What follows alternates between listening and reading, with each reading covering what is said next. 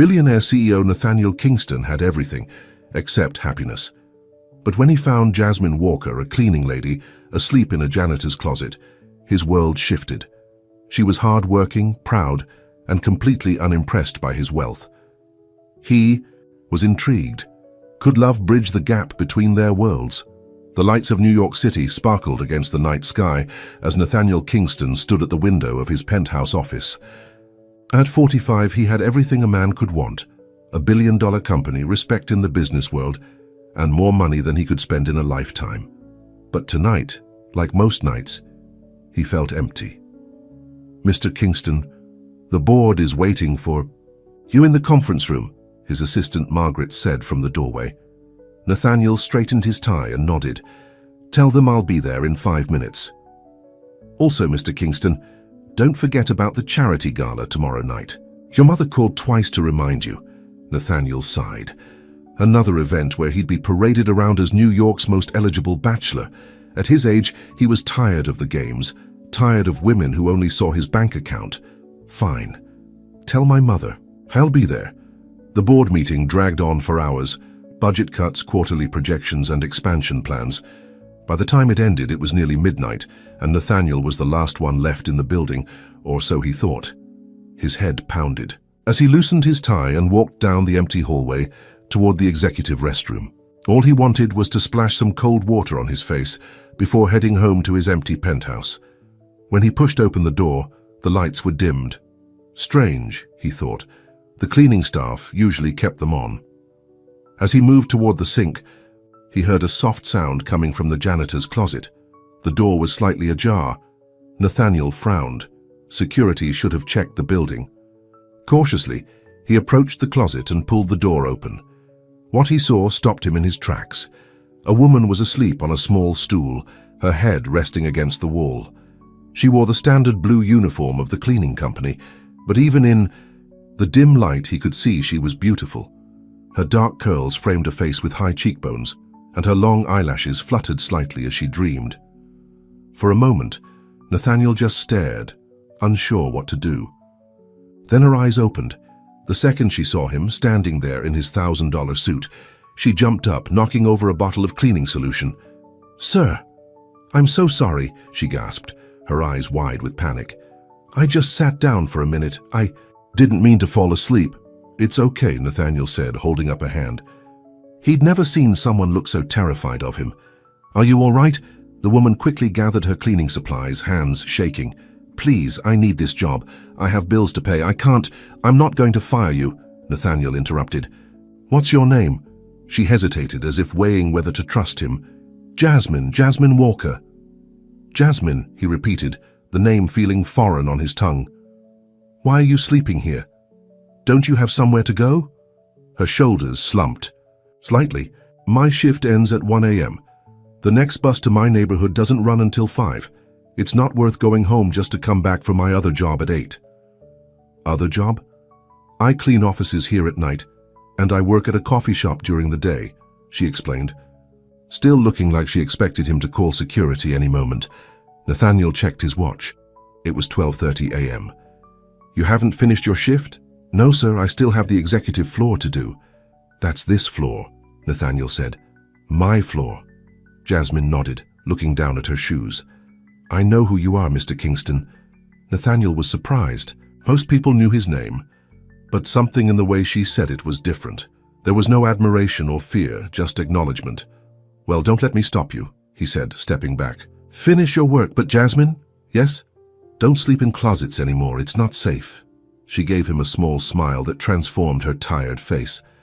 "I don't make a habit of it, Mr. Kingston." As she wheeled her cleaning cart past him, Nathaniel caught a whiff of something sweet. Not perfume, but something simpler, like soap or shampoo. It was oddly comforting.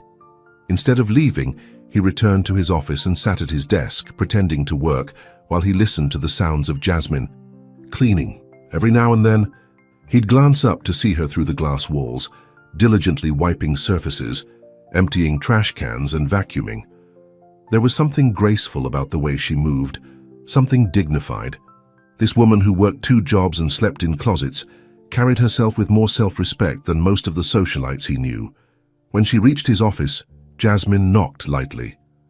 "Come in," Nathaniel called. "I need to clean in here, if that's—" "Okay," she said, her voice soft but not meek. "Of course." He gathered some papers, making room for her. "I'm just finishing up." She worked quickly and efficiently, but Nathaniel noticed her glancing at the family photo on his desk. "My parents," he explained, "and my sister Vanessa." Jasmine nodded. "You look like your father." "So everyone tells me." He leaned back in his chair. "Do you have family in the city, Jasmine?" She hesitated, as if unused to bosses making small talk. "My grandmother, I take care of her. She raised me after my parents died." "I'm sorry to hear that." Jasmine shrugged, moving to dust the bookshelves. "It was a long time ago, car accident when I was 10. Nathaniel watched as she reached up to dust a high shelf, noticing the grace in her movements, despite her obvious exhaustion. "How long have you been working 2 jobs in?" he asked. 3 years now." She finished with the shelves and moved to the trash can. "Ever since Grandma got sick. Medical bills, you know." Nathaniel did know in theory. He owned part of a healthcare company after all, but he'd never had to worry about paying a bill in his life. "What's wrong with your grandmother?" he found himself asking. "Parkinson's. She needs special care now." Jasmine glanced at him, a flash of defensiveness in her eyes. "I'm going to night school too when I can, working on my business degree." Nathaniel was impressed despite himself. "That's quite a workload." "We do what we have to do." She finished with his office and moved toward the door. "All done, Mr. Kingston. Have a good night." On impulse, he stood up. "Let me drive you home." Jasmine froze, her hand on the door handle. "Excuse me. It's late and you said the bus doesn't come until 5. Let me drive you home." She looked at him warily. "That's not necessary." "I insist," Nathaniel said, already grabbing his coat. "It's the least I can do for someone who works this hard." Jasmine hesitated, and Nathaniel could see the calculation in her eyes, weighing the risk of getting into a car with a man she barely knew against hours of waiting in a cold bus station. "I need to clock out and return my cart," she finally said. "I'll meet you in the parking garage. Space 1. 20 minutes later, Jasmine approached his car, a sleek black Mercedes, looking nervous but determined. She'd changed into jeans and a simple sweater, her cleaning uniform presumably packed in the small backpack she carried. "Nice car," she said, as she slid into the passenger seat, her voice tinged with irony. "Where to?" Nathaniel asked, ignoring her tone. "Flatbush, Brooklyn." She gave him an address that was indeed at least an hour away by public transport. They drove in silence for a while, the late-night traffic light as they crossed the bridge into Brooklyn. Nathaniel glanced over occasionally, noticing how Jasmine sat with her back straight, hands folded in her lap, as if afraid to touch anything in his expensive car. "How long have you worked for Kingston Enterprises?" he asked, breaking the silence. "The cleaning company has had the contract for 2 years. I've been on the night crew the whole time." "And I've never noticed you before," Nathaniel murmured, more to himself than to her. Jasmine looked over at him, her expression unreadable in the dim light. "Why would you? I'm just the cleaning lady." Her words hit him harder than they should have. She was right. How many people worked in his building, keeping it running, whom he never even looked at? "Well, I noticed you tonight," he said quietly.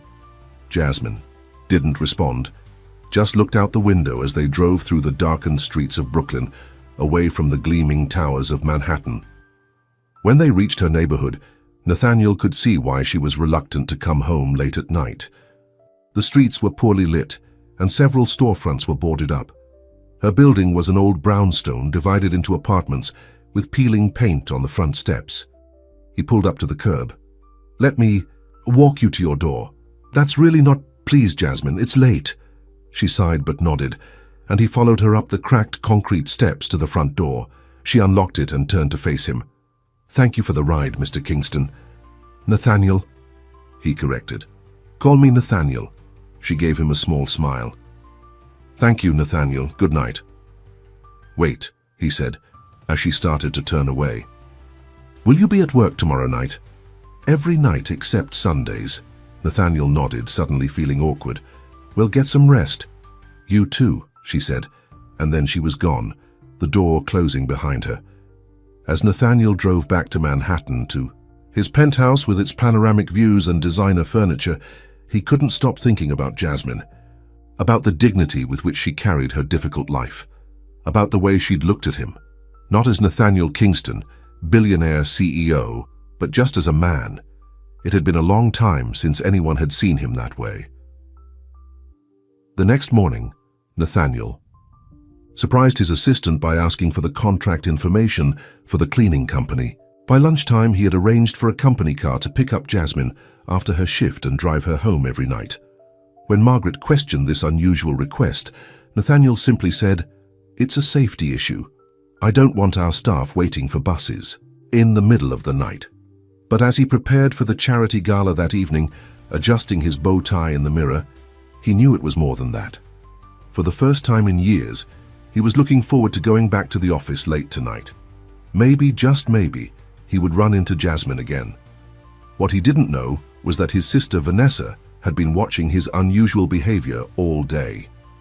As they rode to the gala together in his limousine, she studied him with narrowed eyes. "You seem different today, Nate. What's going on?" "Nothing," he said, avoiding her gaze. "Just a busy day." Vanessa, who had always been able to read him like a book, wasn't convinced. "Does this have something to do with that cleaning company contract you had Margaret pull?" Nathaniel glanced at her sharply. "That was a simple business matter."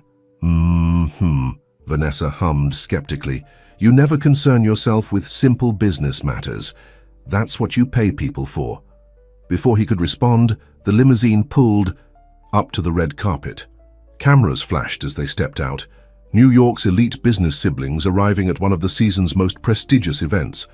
But even as Nathaniel shook hands and posed for photos, his mind was back in that dimly lit bathroom where he'd found Jasmine sleeping. And for the first time in his carefully controlled life, Nathaniel Kingston didn't know what would happen next. The charity gala was in full swing, a sea of designer dresses and tuxedos filling the grand ballroom of the Plaza Hotel. Crystal chandeliers sparkled overhead as New York's elite mingled, sipping champagne and discussing the latest mergers and acquisitions. Nathaniel Kingston stood alone by the bar, watching the crowd. These events had always bored him, but tonight he found himself particularly disconnected from the glittering scene before him.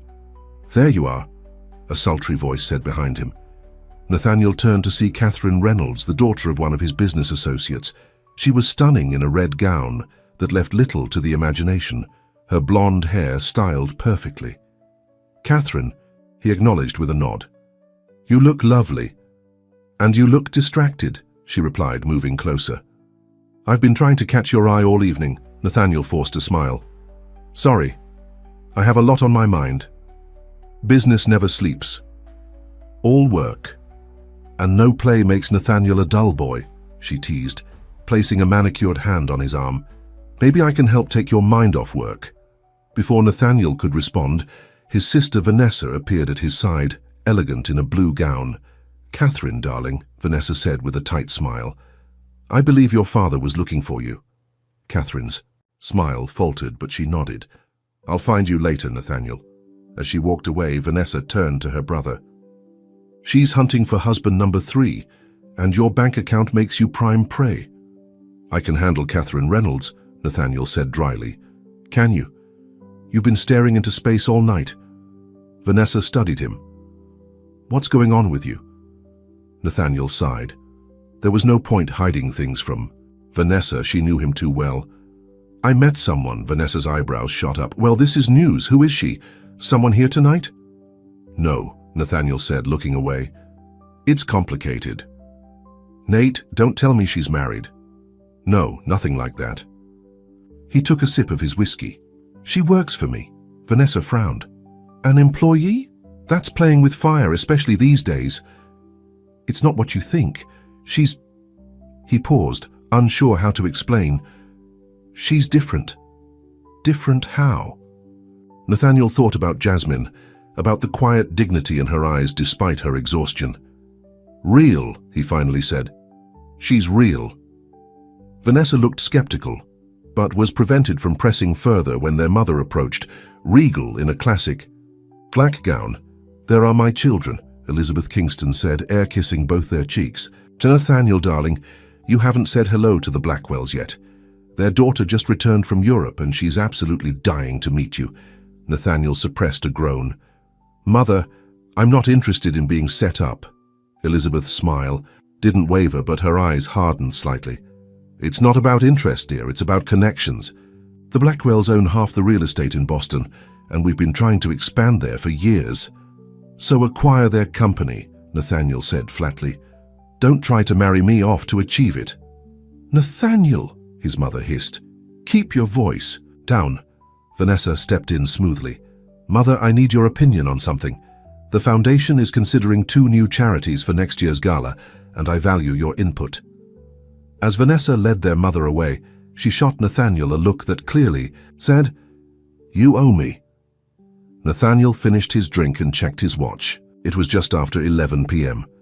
If he left now, he could be back at the office by 11:30, while Jasmine would still be working. Making his decision, he quietly slipped out of the ballroom, ignoring Catherine's attempts to catch his eye.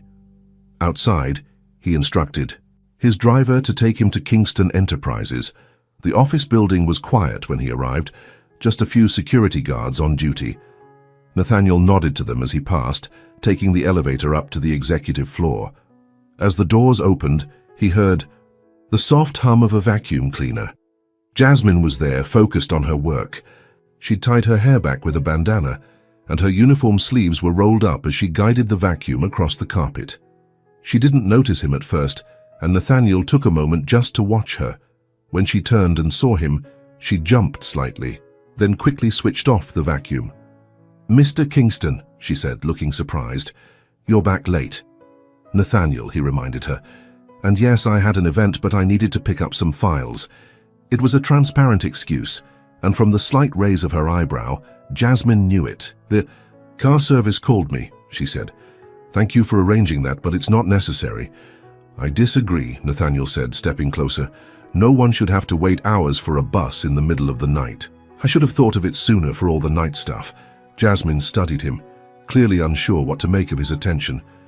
"Well, I appreciate it, but I don't want special treatment." "It's not special treatment. It's..." He paused. "It's the right thing to do." Jasmine smiled then, a genuine smile that reached her eyes. "That's nice to hear from a CEO. Most of the ones I clean for don't even know we exist. I'm learning that I've been..." Nathaniel searched for the right word. "Blind to a lot of things." An awkward silence fell between them. Jasmine shifted her weight from one foot to the other. "I should get back to work," she said finally. "I still have 2 more floors to clean." "Let me help you," Nathaniel said impulsively. Jasmine laughed, thinking he was joking, but when his expression remained serious, her laughter faded. "You want to help me clean?" "Why not?"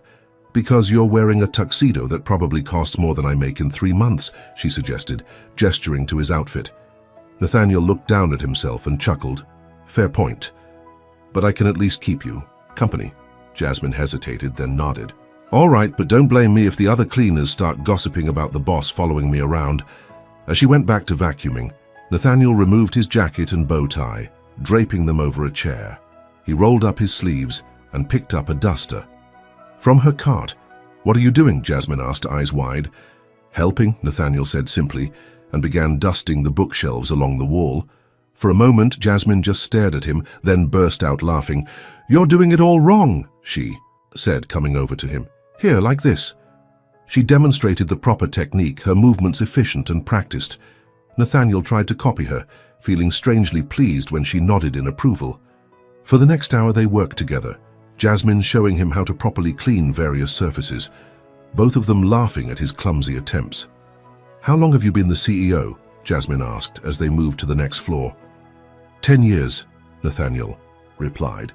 "My father stepped down when his health started failing and I took over." "Do you like it, running the company?" Nathaniel considered the question. No one had asked him that in years. Everyone just assumed he loved the power and prestige. "Sometimes," he said honestly, "I like solving problems, creating jobs, but the politics, the constant pressure," he shook his head, "those I could do without." What would you do instead? Jasmine asked, genuinely curious, if you could do anything. Again, Nathaniel was struck by how long it had been since someone had asked him about himself, his real self, not his business persona. I always wanted to design buildings, he admitted. I studied architecture in college before switching to business when my father got sick. Jasmine looked surprised. You don't seem like the artistic type. No, Nathaniel smiled. What type do I seem like? The serious, all-business type, the kind who never lets his guard down. Until tonight, when I'm dusting bookshelves in a tuxedo. Jasmine laughed, the sound warm and genuine.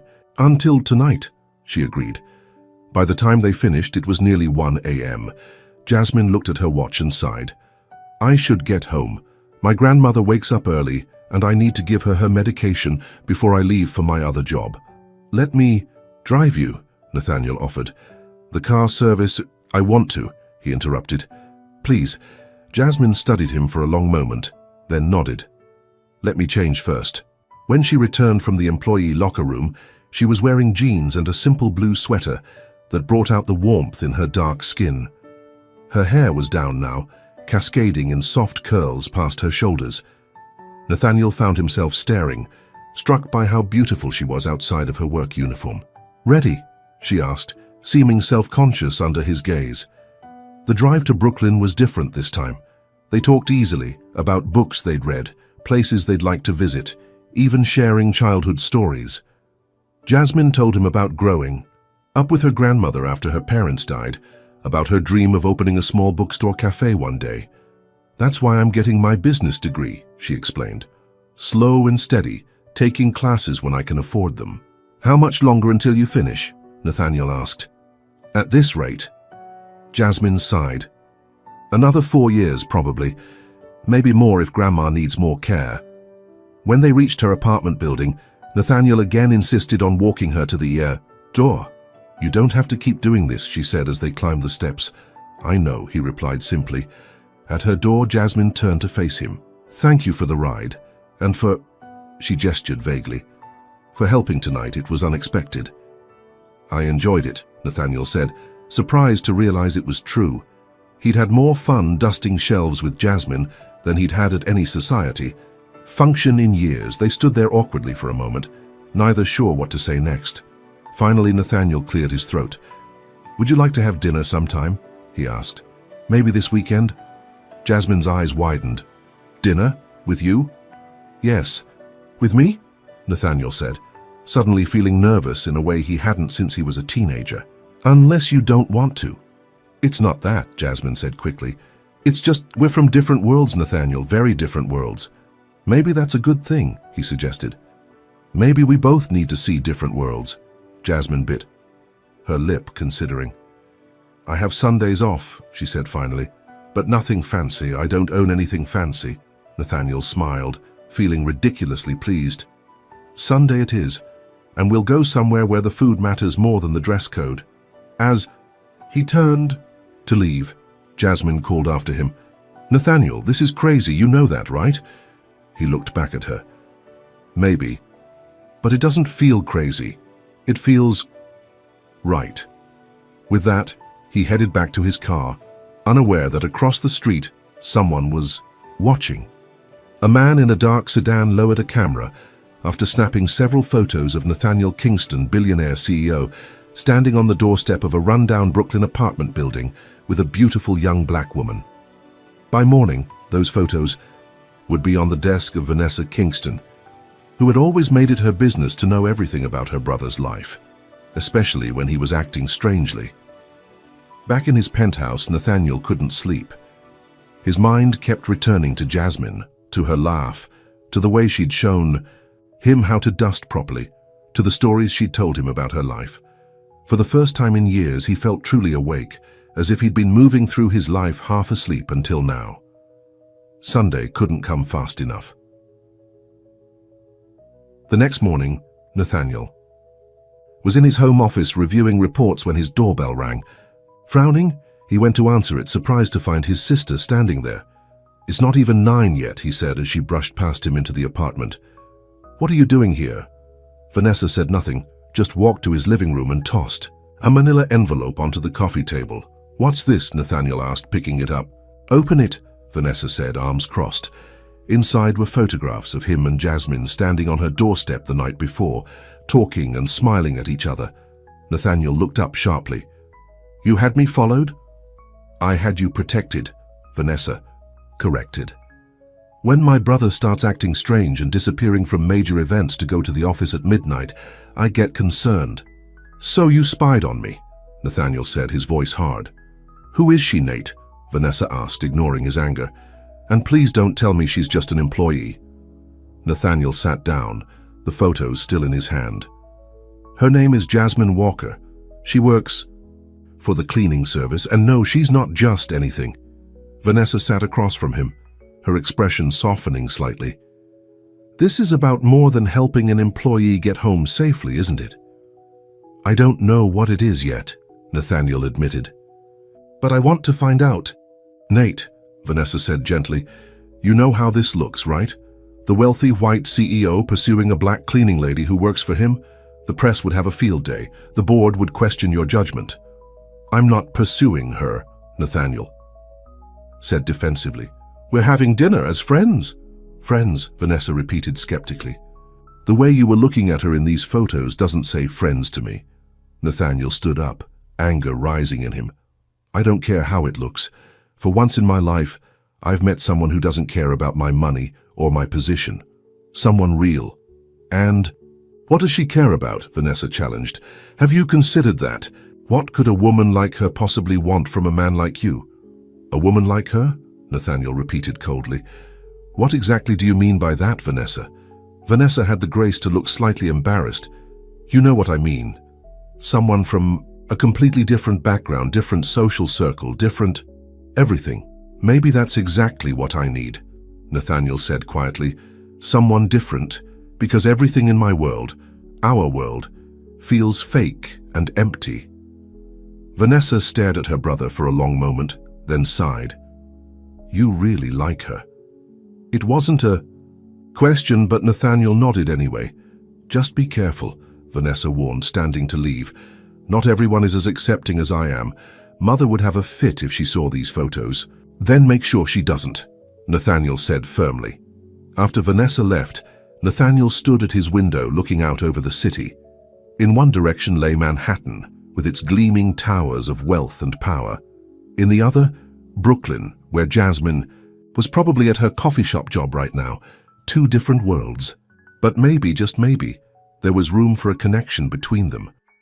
What Nathaniel didn't know was that at that very moment, Jasmine was being fired from her coffee shop job because she had missed her shift that morning, having overslept after their late night together. And as she walked home in the cold morning air, tears of frustration stinging her eyes, Jasmine found herself wondering if meeting Nathaniel Kingston was the best thing that had ever happened to her, or the worst mistake of her life.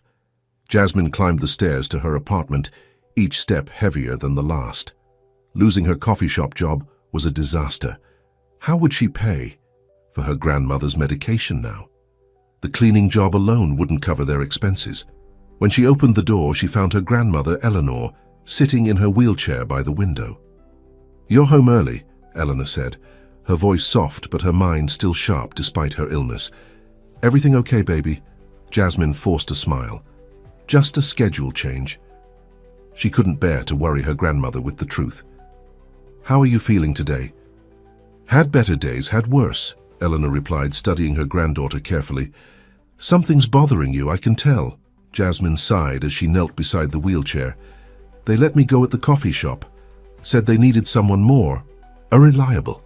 Eleanor reached out a trembling hand to touch Jasmine's cheek. "Because you were late." "I overslept," Jasmine admitted. "I got home late last night." "The buses again?" Jasmine hesitated. "No, actually, I got a ride home." Eleanor raised an eyebrow. "A ride? From who?" "Just someone from work." Jasmine busied herself adjusting Eleanor's blanket. "Jasmine Walker, I raised you better than to lie to your grandmother," Eleanor scolded gently. "Who gave you a ride that's got you so flustered?" Jasmine looked up into the wise eyes that had watched over her since childhood. "His name is Nathaniel. Nathaniel Kingston."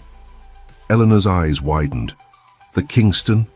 The man who owns the building you clean? He doesn't exactly own the building, Jasmine said, but nodded. But yes, that Nathaniel Kingston. Lord have mercy, Eleanor murmured. And how did a man like that come to be giving my granddaughter rides home? Jasmine explained about finding her asleep in the bathroom, the late-night cleaning together, and the dinner invitation for Sunday. Eleanor listened in silence, her expression unreadable. When Jasmine finished, she asked, "And what do you think?" "Of this man? He's different than I expected," Jasmine said slowly. "Not just some rich guy. He seems lonely, despite having everything. And he's interested in you." It wasn't a question, but Jasmine nodded anyway. "I think so, but Grandma, it's crazy, right? Someone like him and someone like me." Eleanor chuckled. "Child, when I was young, a white man and a black woman couldn't even eat at the same restaurant in some places. Times change, but people's hearts, that's what you need to worry about. Is his heart good?" "I think so," Jasmine said. "But I barely know him." "Well, Sunday dinner should help with that," Eleanor said practically. "Now about this job situation, I'll find something else," Jasmine insisted. "I'll start looking today." "There's that new restaurant that opened on Bedford Avenue," Eleanor suggested. "I heard they're hiring waitstaff." Jasmine nodded, already making plans in her head. She could apply there today, maybe check the community college for tutoring jobs too. "Don't worry, Grandma, we'll be fine." "We always are," Eleanor said with a smile. "The Walker women are survivors." Across town, Nathaniel sat in his office, staring at his computer screen without really seeing it. He couldn't stop thinking about Jasmine, about their dinner plans for Sunday. Where should he take her? She'd said nothing fancy, but he wanted it to be special. A knock at his door interrupted his thoughts. "Come in," he called. Margaret, his assistant, entered with a stack of files. "The quarterly reports you asked for, Mr. Kingston." She placed them on his desk. "And your mother called again. She said it's important." Nathaniel suppressed a groan. His mother had likely heard from Vanessa about his early departure from the gala. "Thank you, Margaret. Anything else?" Margaret hesitated. "The head of the cleaning service called. There's been a complaint." Nathaniel looked up sharply. "What kind of complaint?" "About you, sir. Apparently, you were seen helping one of the cleaners last night. They're concerned about liability. Issues." Nathaniel felt a flash of anger. "Call them back. Tell them there's no liability issue because I'm adding a clause to their contract that explicitly allows me to clean my own damn building if I want to." Margaret blinked in surprise. "Yes, sir, and Margaret, if anyone else calls with concerns about what I do in my own building, tell them to address those concerns to me directly." After Margaret left, Nathaniel picked up his phone and dialed his mother's number. Better to get it over with. "Nathaniel, darling," Elizabeth Kingston answered, her voice dripping with forced sweetness. "I was beginning to think you were avoiding me." "I've been busy, Mother. What can I do for you?" "You can explain why you disappeared from the gala before the Blackwells arrived," she said, dropping the pretense. "It was incredibly rude." "I had work to do," Nathaniel said flatly. "Work?" Elizabeth repeated. "Vanessa seems to think it was something else, or should I say someone else." Nathaniel silently cursed his sister. "My personal life is my business, Mother." "Not when it affects the family reputation," Elizabeth countered. "Kingston Enterprises is a legacy, Nathaniel. Your father built it from nothing, and now you're risking everything for what? Some passing infatuation?" "This conversation is over," Nathaniel said coldly. "I'm hosting Sunday dinner this weekend," Elizabeth continued as if he hadn't spoken. "I expect you to be there. The Reynoldses are coming, and Catherine has specifically asked if you'll be attending." Nathaniel closed his eyes, tension building in his temples. "I have plans on Sunday." "Cancel them," Elizabeth said firmly. "No," Nathaniel replied, surprising himself with the firmness in his voice. "I said I have plans and I'm keeping them." There was a long silence on the other end of the line. "I see," Elizabeth finally said, her voice ice cold. "Well, when you're ready to remember your responsibilities to this family and this company, you know where to find me." The line went dead. Nathaniel put down his phone, feeling the weight of expectation pressing down on him as it had for most of his life. But for once, he didn't care. Sunday was for Jasmine, and nothing, not his mother, not the board, not anyone, was going to change that. The rest of the week passed in a blur. Nathaniel found himself working late every night, always timing it so he would run into Jasmine. They would talk while she cleaned, sometimes for just a few minutes, sometimes for an hour or more.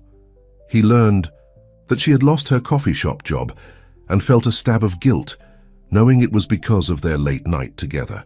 "Let me help you find something else," he offered. "I don't need charity," Jasmine said firmly. "I've already applied at 3 places. Something will come through."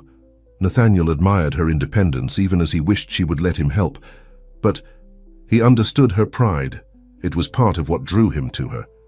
By Sunday, Nathaniel was a bundle of nerves. He changed his outfit 3 times before settling on dark jeans and a simple button-down shirt, casual but nice, hopefully not intimidating. He'd chosen a small Italian restaurant in Greenwich Village, owned by a family he knew personally. It was upscale enough to be special, but casual enough that Jasmine wouldn't feel out of place. When he arrived at her apartment to pick her up, he brought a small pot of violets for her grandmother instead of flowers for Jasmine, a detail he'd carefully considered after learning how much Eleanor loved plants. Jasmine opened the door wearing a simple blue dress that made her eyes sparkle. Her hair was down, falling in soft curls around her shoulders, and she wore minimal makeup that highlighted her natural beauty. "You look beautiful," Nathaniel said, momentarily at a loss for words. Jasmine smiled, a faint blush coloring her cheeks. "Thank you. You look nice too, very normal," Nathaniel laughed. "I'm taking that as a compliment." "It is," she assured him. "Come in for a minute. Grandma wants to meet you." Nathaniel followed her inside, suddenly nervous again. The apartment was small but immaculately clean, with worn but well-cared-for furniture. Family photos lined the walls, and the scent of cinnamon hung in the air. Eleanor Walker sat in her wheelchair in the living room, back straight, eyes sharp, as she assessed the billionaire standing in her modest home. "So you're the man who's been keeping my granddaughter out late," she said without preamble. "Grandma," Jasmine exclaimed, embarrassed. "It's all right," Nathaniel said, stepping forward to offer the violets. "It's a pleasure to meet you, Mrs. Walker. I've heard wonderful things about you." Eleanor's stern expression softened as she took the plant. "Violets, my favorite. Jasmine told you." "She mentioned it," Nathaniel confirmed. "I thought you might enjoy them." Eleanor studied him for a long moment. "Sit down, Mr. Kingston. Just for a minute." Nathaniel glanced at Jasmine, who nodded slightly, then took a seat on the couch across from Eleanor. "My granddaughter tells me you're a busy man with a big company," Eleanor began. "So I have to wonder why you're interested in spending time with her." "Grandma, please," Jasmine said, mortified. "It's a fair question," Nathaniel said. "The truth is, Mrs. Walker, your granddaughter is the most genuine person I've met in a very long time. In my world, people usually want something from me. My money, my influence, my name. Jasmine doesn't care about any of that." "And what do you want from her?" Eleanor asked bluntly. Nathaniel met her gaze steadily. "Just her company, the chance to know her better." Eleanor nodded slowly. "All right then, you two go on and enjoy your dinner, but Mr. Kingston?" "Yes, ma'am. My granddaughter has worked hard her whole life. She's had to, and she's got dreams that don't have anything to do with a man, any man." "Remember that." "I will," Nathaniel promised. Outside, Jasmine shook her head in embarrassment. "I'm so sorry. She's usually not so direct." "Don't be sorry," Nathaniel said as he opened the car door for her. "She loves you and wants to protect you. I respect that." The restaurant was everything Nathaniel had hoped. Intimate, without being intimidating, with delicious food and a relaxed atmosphere. They talked for hours, sharing stories from their lives, discovering common interests in books and old movies, laughing more than either had in a long time. "Tell me about your dream," Nathaniel said as they shared a tiramisu for dessert. "The bookstore cafe." Jasmine's eyes lit up. It would be small but cozy. Bookshelves along the walls, comfortable chairs where people could sit and read. A cafe, counter in the back serving coffee and pastries. Maybe live music on weekends, local artists, you know. It sounds perfect, Nathaniel said, captivated by her enthusiasm. It's just a dream, Jasmine said with a shrug. But someday, when I finish, my degree when Grandma's care is taken care of. She trailed off, then smiled. Enough about my impossible dreams. Tell me something I don't know about Nathaniel Kingston. I write poetry, he admitted, then immediately felt foolish. Terrible poetry, but still. Jasmine laughed in delight. Really? I would never have guessed. I started in college just as a way to process things when my father got sick. I haven't shown anyone else. Would you show me sometime? Jasmine asked. The vulnerability in her question touched him. I'd like that. After dinner, they walked through the village, talking and laughing, neither wanting the evening to end. When they finally returned to Jasmine's apartment, Nathaniel walked her to the door as had become their custom. Thank you for tonight, Jasmine said softly. I had a wonderful time. So did I, Nathaniel replied. Can I see you again? Jasmine looked up at him, her expression serious. Nathaniel, I need to be honest with you. I like you more than I expected to, but our worlds are so different. I'm worried that what, he prompted when she paused, that one of us is going to get hurt when reality sets in. You're Nathaniel Kingston. I'm a cleaning lady and part-time student with a sick grandmother to support. Nathaniel took her hand gently. I know exactly who you are, Jasmine, and I'm not worried about our different worlds. I'm more interested in the world we create when we're together. He leaned down slowly, giving her time to pull away if she wanted. Instead, she raised her face to his, and their lips met in a soft, sweet kiss that sent warmth spreading through both of them. When they broke apart, Jasmine's eyes remained closed for a moment, as if savoring the feeling. Good night, Nathaniel, she whispered. Good night, Jasmine. As he drove home, Nathaniel felt happier than he had in years, but his happiness was short-lived. When he arrived at his penthouse, he found Vanessa waiting for him, her expression grave. What is it? He asked, immediately alert. Is it father? No, father's fine, Vanessa assured him, but we have a problem. She handed him a tablet. On the screen was a gossip blog with the headline, Kingston heir slumming it? Billionaire CEO caught romancing cleaning lady. Below were photos of him and Jasmine, at her apartment, walking into the restaurant, even their kiss from just moments ago. How did they get these? Nathaniel demanded, anger rising in him. Someone's been following you, Vanessa said. And before you accuse me, it wasn't my people. This has mother written all over it. Nathaniel felt sick. She would, Vanessa interrupted. And she did. She's determined to break this up before it goes any further. Nathaniel set the tablet down, his mind racing. This could hurt Jasmine.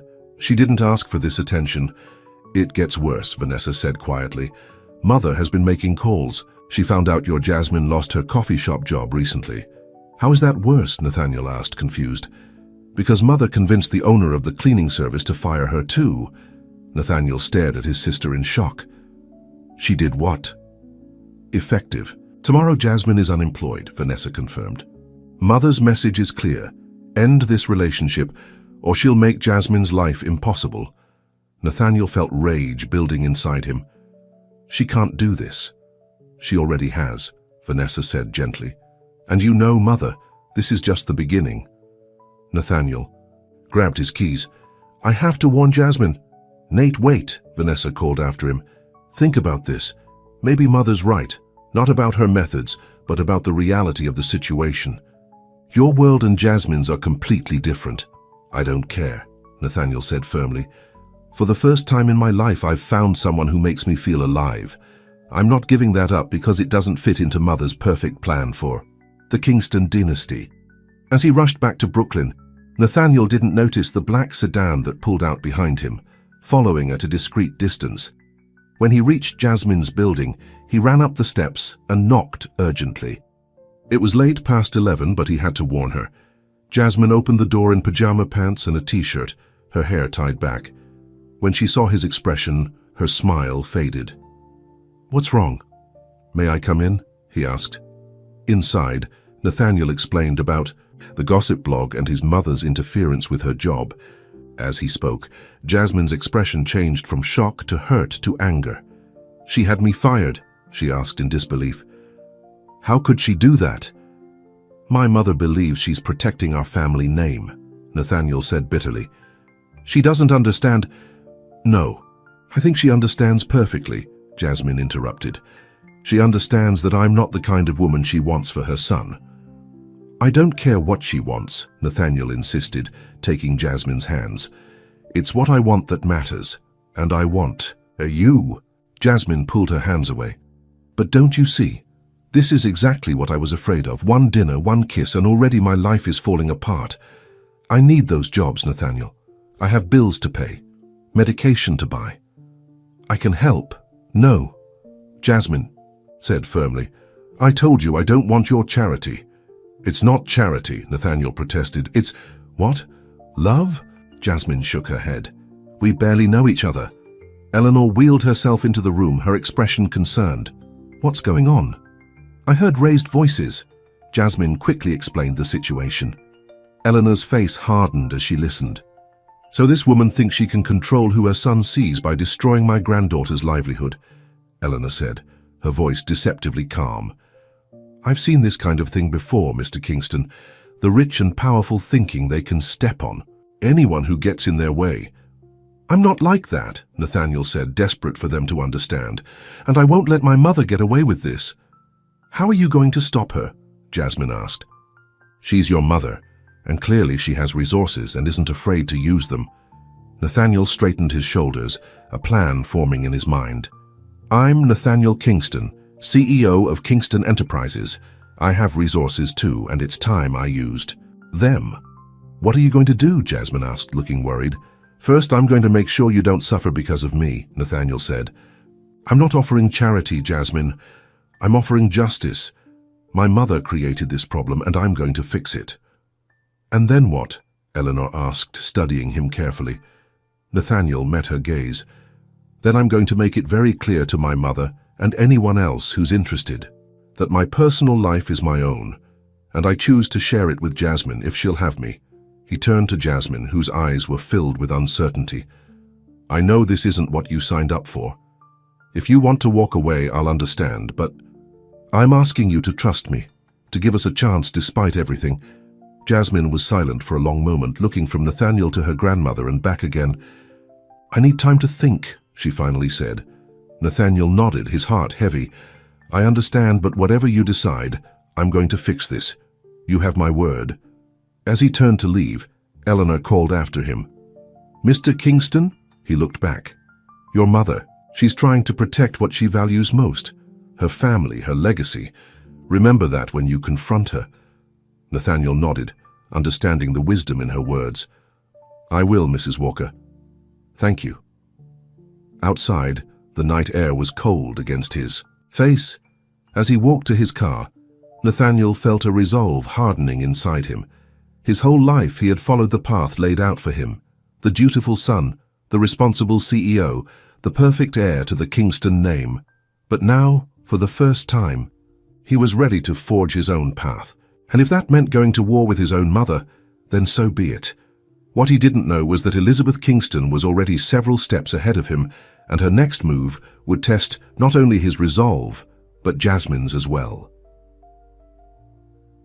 The Kingston Mansion stood on 5 manicured acres in Greenwich, Connecticut, its Georgian columns and perfect symmetry, a testament to old money and established power. Nathaniel parked his car in the circular driveway and sat for a moment, gathering his resolve. It had been 2 days since he'd last seen Jasmine, 2 days of unanswered texts and calls, 2 days of wondering if she'd decided their worlds were too different after all. But regardless of her decision, he owed her this much: to confront his mother and undo the damage she'd caused. The housekeeper, Mrs. Winters, opened the door with a warm smile. She'd been with the family since Nathaniel was a child, and was one of the few people who saw past the Kingston name to the actual people behind it.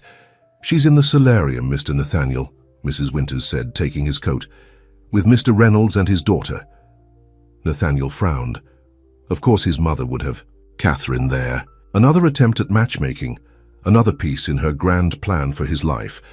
He found them having tea, Elizabeth Kingston looking elegant as always in a pale blue suit, while Catherine Reynolds sat close by in a designer dress that probably cost More than Jasmine made in 3 months. Nathaniel, darling, Elizabeth said, her smile not quite reaching her eyes. What a lovely surprise. You know Catherine, of course. Hello, Nathaniel, Catherine purred, standing to kiss his cheek. I was just telling your mother about the charity committee I'm chairing. We'd love to have Kingston Enterprises as our primary sponsor. Nathaniel stepped back, ignoring her greeting. Mother, we need to talk, privately. Elizabeth's smile tightened. Catherine, would you excuse us? Perhaps Mrs. Winters can show you the gardens. Once Catherine had left, Elizabeth's pleasant facade dropped. If this is about that cleaning woman, her name is Jasmine, Nathaniel said coldly. And yes, this is about her. More specifically about how you had her fired and dragged her name through the gossip blogs. Elizabeth sipped her tea calmly. I did what was necessary to protect this family. Protect us from what exactly? From me being happy? From scandal? Elizabeth corrected.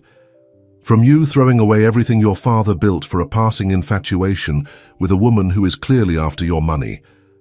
Nathaniel laughed bitterly. You don't know her at all. Jasmine has refused every offer of help I've made. She works 2 jobs to support her sick grandmother and put herself through school. She has more integrity in her little finger than most of the people in our social circle have in their entire bodies. She's a smart girl then, Elizabeth acknowledged, playing the long game. But make no mistake, Nathaniel, women like that always have an angle. Women like what, Mother? Nathaniel challenged. Black women? Working-class women? Elizabeth looked affronted. Don't put words in my mouth. This isn't about race, it's about suitability. The Kingstons have a certain position to maintain. I don't care about position. I care about Jasmine, and you've hurt her. I've protected you, Elizabeth insisted. One day you'll thank me. Nathaniel shook his head, a deep sadness settling over him. You know what, Mother?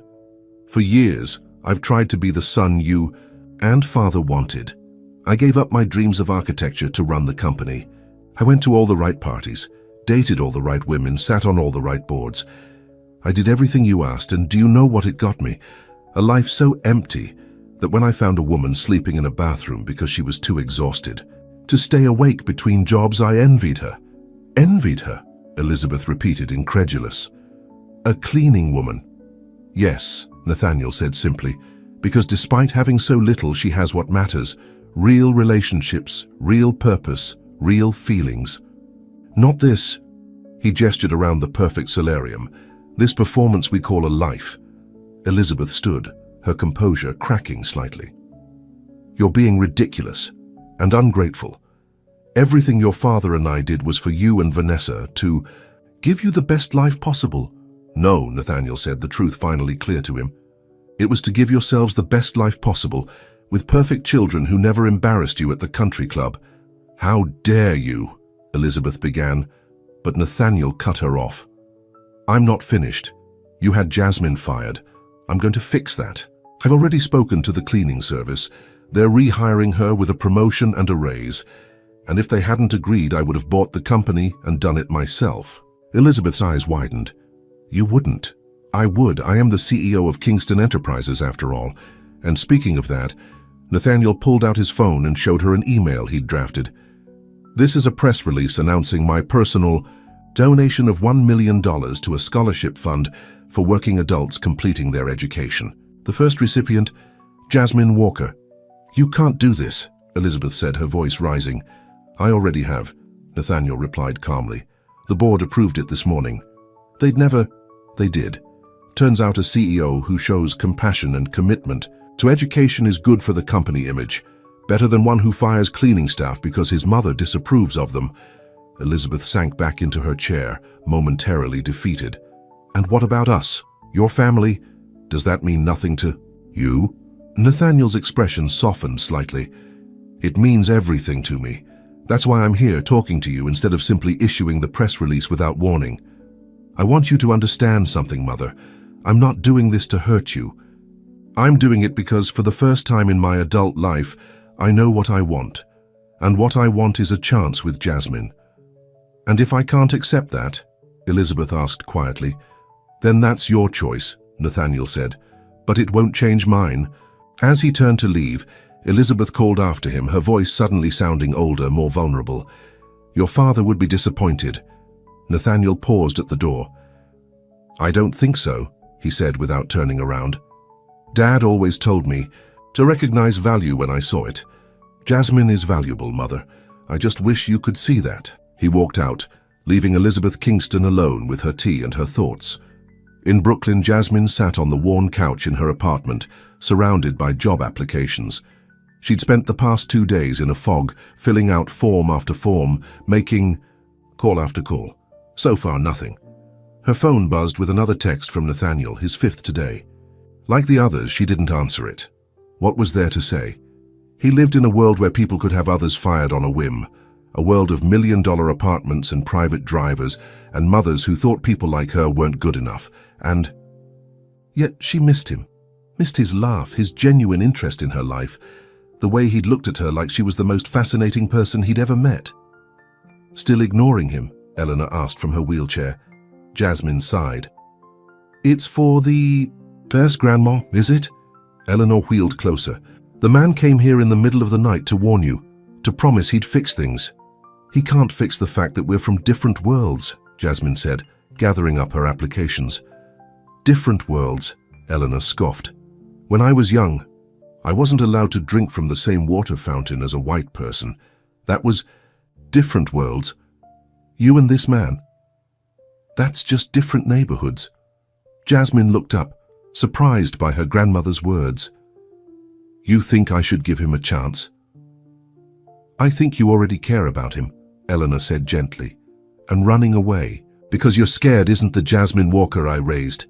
Before Jasmine could respond, there was a knock at the door, probably another delivery from Nathaniel.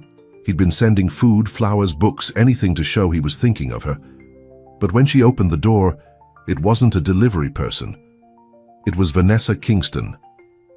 Jasmine stood frozen, taking in the elegant woman with Nathaniel's eyes and a much colder expression. Miss Walker, Vanessa said, may I come in? We need to talk.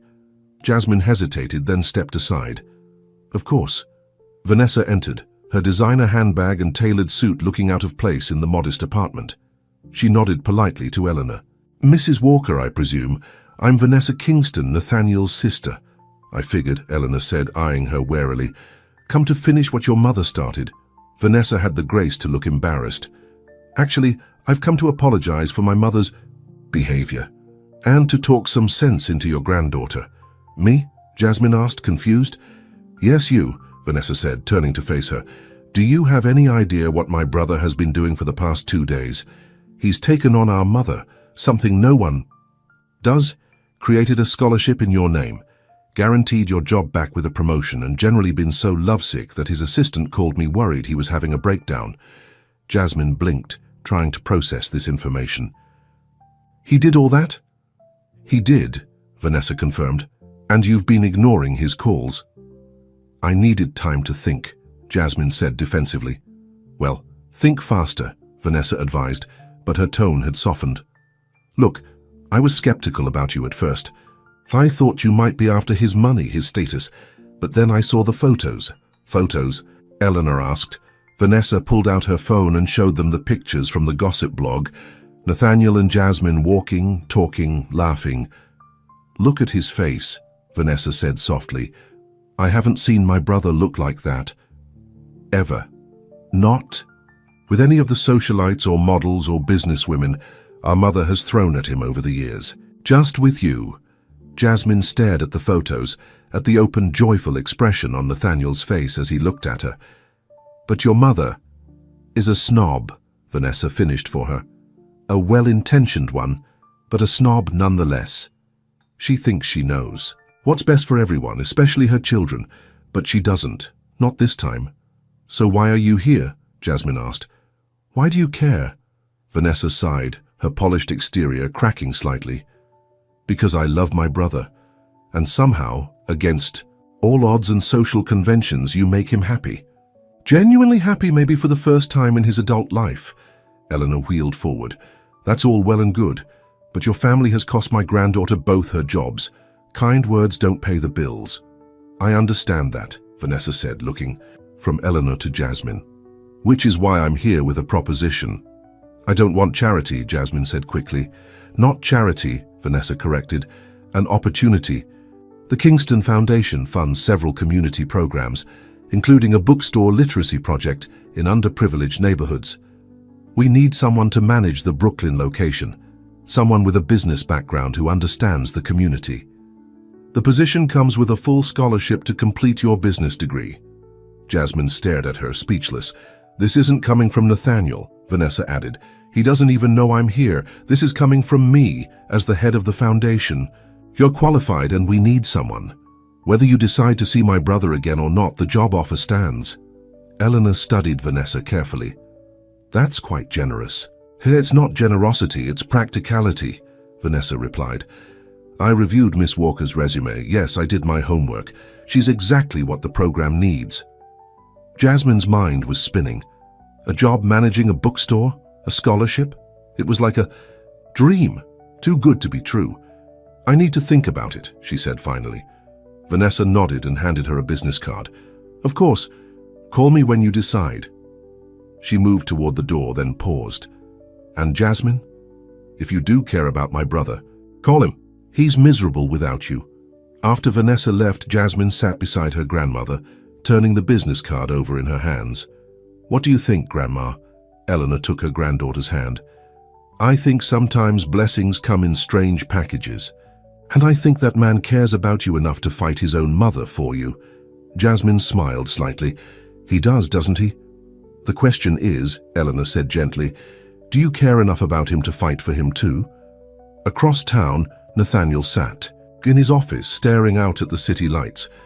It was late, past 9, but he couldn't bring himself to go home to his empty penthouse. Not when his thoughts were full of Jasmine. Maybe she had decided it was too much. The scandal, his mother's interference, the gossip. Maybe she was right, and their worlds were too different to bridge. His office phone rang, startling him. At this hour, it could only be an emergency. Kingston, he answered. Mr. Kingston, this is security. There's a woman here to see you. She doesn't have an appointment, but she insists it's important. Nathaniel's heart leapt. What's her name? Jasmine. Walker, sir. Send her up right away. Nathaniel paced the office, straightening his tie, running a hand through his hair. When the elevator dinged, he stopped, watching the doors slide open. And there she was, in jeans and a simple sweater, her hair tied back, her eyes uncertain but determined. Jasmine, he said, relief flooding through him. Your sister came to see me, she said without preamble. Nathaniel frowned. She did? I didn't know.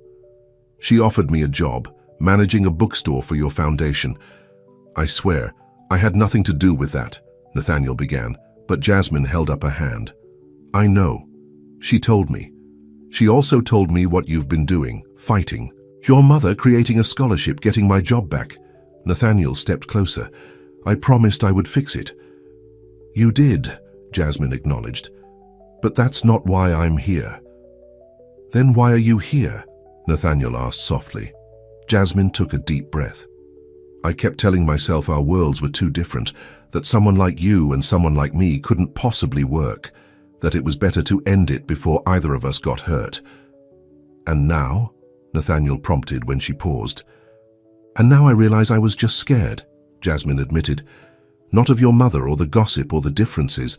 I was scared of how much I already care about you after such a short time. Nathaniel's heart soared. He moved forward, taking her hands in his.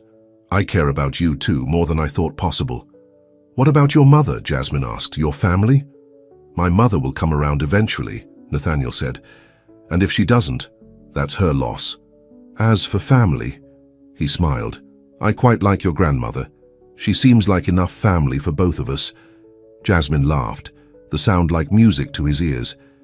She likes you too, though she'd never admit it. And the job Vanessa offered? Nathaniel asked. Will you take it? Jasmine nodded. Yes, it's an amazing opportunity, and it's something I would have wanted even if I'd never met you. That's what matters, Nathaniel said, that you're doing it for yourself, not for me. There is one condition, though, Jasmine said, her expression turning serious. What's that? No special treatment. If I'm going to work for your family's foundation, I need to know I earned it on my own merits. Nathaniel nodded. Agreed. Vanessa runs the foundation like her own kingdom anyway. She'd never listen to me even if I tried to interfere. Jasmine smiled, then reached up to touch his face gently. There's one more thing. Anything, Nathaniel said, leaning into her touch. I need you to kiss me, Jasmine whispered.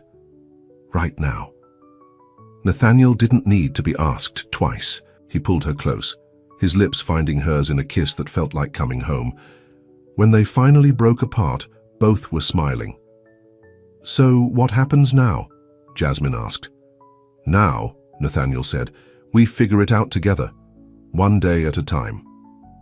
3 months later, the Kingston family gathered for their annual summer gala. To everyone's surprise, Elizabeth Kingston had insisted that Jasmine be invited, not just as Nathaniel's guest, but as an honored contributor to the Kingston Foundation's literacy program, which was already showing impressive results under her management. As Jasmine stood in a simple but elegant gown discussing education initiatives with the mayor, Nathaniel watched her from across the room, his heart full of pride and love. She's good, Vanessa said, appearing at his side. Mother actually complimented her earlier. I nearly fainted. Nathaniel chuckled. Jasmine has that effect on people. Once they get to know her, they can't help but love her. Speaking of love, Vanessa said, eyeing the small box in his jacket pocket that he'd been touching nervously all evening. Is it that obvious? Nathaniel asked. Only to someone who knows you as well as I do, Vanessa assured him. Does she have any idea? Nathaniel shook his head. No, I want it to be a surprise. Well, for what it's worth, Vanessa said, squeezing his arm. I think she'll say yes. Across the room, Eleanor watched from her wheelchair as her granddaughter captivated the crowd. Beside her, surprisingly, sat Elizabeth Kingston. Your granddaughter is quite impressive, Elizabeth admitted. The literacy rates at her center have improved dramatically. She's always been smart, Eleanor said proudly. Just needed a chance to show it. Elizabeth nodded, a hint of humility in her expression. I may have been hasty in my judgment. You were protecting your son, Eleanor acknowledged. I understand that. I'd have done the same for Jasmine. The two women shared a look of mutual respect, not quite friendship, but a beginning.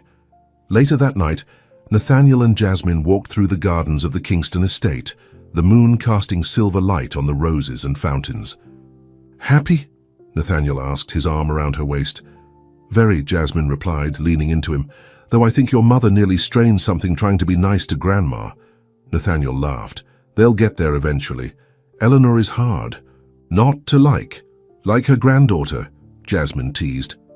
Exactly like her granddaughter, Nathaniel agreed, stopping by a stone bench overlooking the garden's central fountain. Jasmine, there's something I want to ask you. He took both her hands. In his expression serious yet full of love. These past months with you have been the happiest of my life. You've shown me what really matters. Not money or status or power, but connection, purpose, love. Jasmine's eyes widened as he reached into his pocket and pulled out a small velvet box. I know it hasn't been that long, Nathaniel continued, dropping to one knee. But when you know, you know.